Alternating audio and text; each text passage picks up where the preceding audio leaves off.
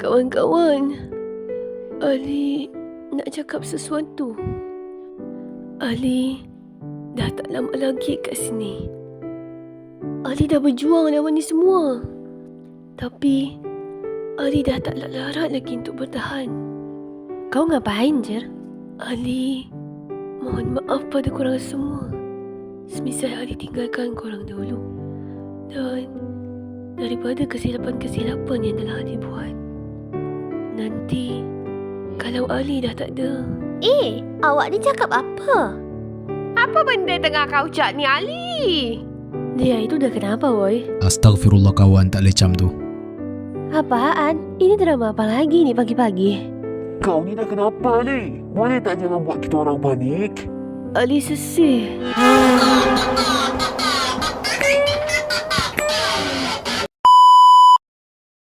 Kenapa? Kau kenapa?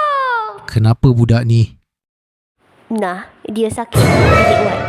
Ali! Oh no, my friend! Syafaqallah Ali. Ali sakit sampai masuk bilik ward. Hospital mana ni Alisha? Ali, gue sakit.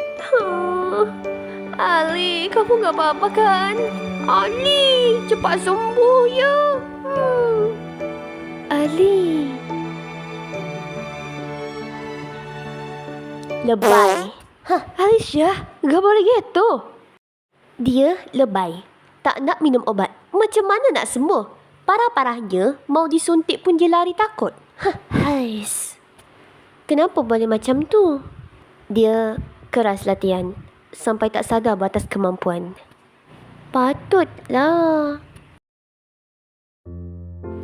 Ali, kan dah dari dulu kita orang cakap. Latihan semampunya je. Jangan di luar batasan kita. Kan awak jadi macam ni sekarang. Lo keras banget latihannya. Sampai harus ngewaterin kami.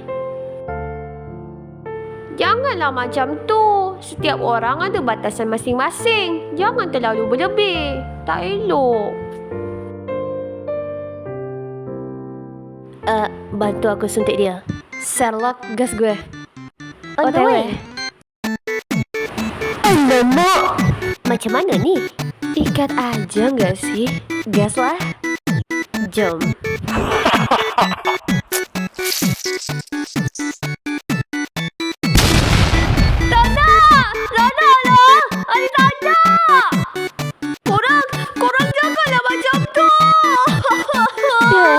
Cowok kamu udah demam banget deh.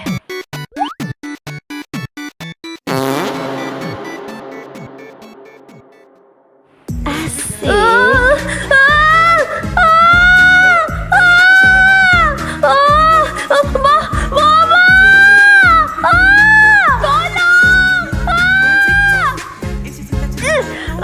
Tak nak dah. Aisyah. Sakit lah.